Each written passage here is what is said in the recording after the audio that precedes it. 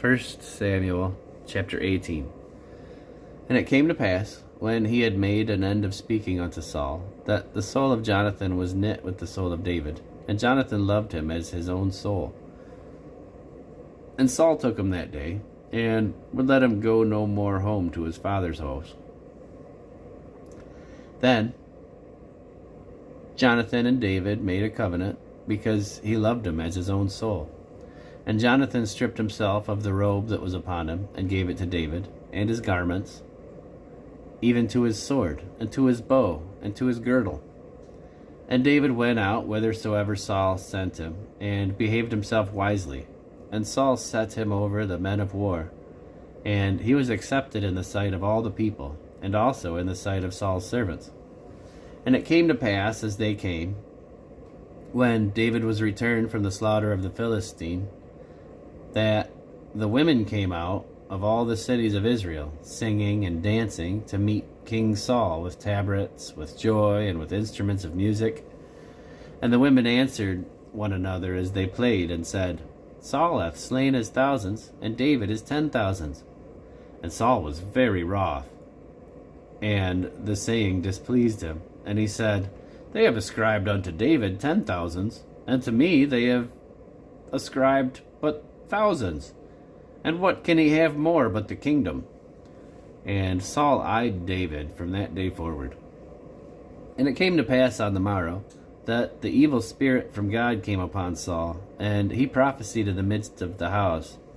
And David played with his hand, as at other times, and there was a javelin in Saul's hand. And Saul cast the javelin, for he said, I will smite David even to the wall with it. And David avoided out of his presence twice. And Saul was afraid of David, because the Lord was with him, and he was departed from Saul.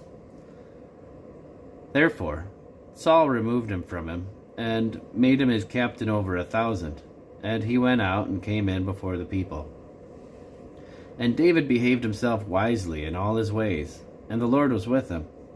Wherefore, when Saul saw that he behaved himself very wisely, he was afraid of him. But all Israel and Judah loved David, because he went out and came in before them.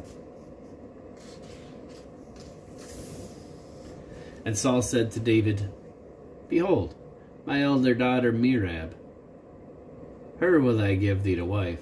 Only be thou valiant for me, and fight the Lord's battles.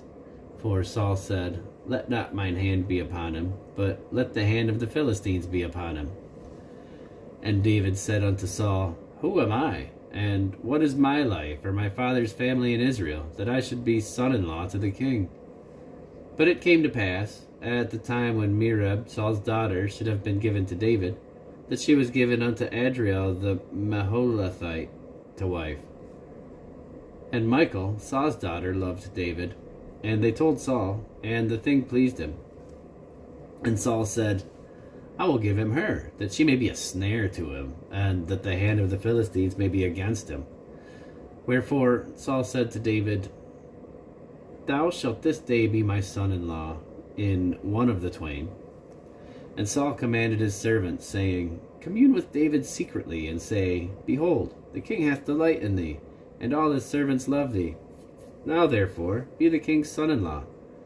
And Saul's servants spake those words in the ears of David. And David said, Seemeth it to you a light thing to be the king's son-in-law, seeing that I am a poor man and lightly esteemed? And the servants of Saul told him, saying, On this manner spake David. And Saul said, Thus shall ye say to David, The king desireth not any dowry, but 100 foreskins of the Philistines, to be avenged of the king's enemies. But Saul thought to make David fall by the hand of the Philistines.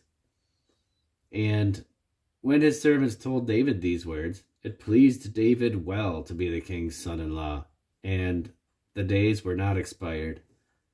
Wherefore David arose and went, he and his men, and slew of the Philistines 200 men. And David brought their foreskins, and gave them in full tale to the king, that he might be the king's son-in-law. And Saul gave him Michal his daughter to wife.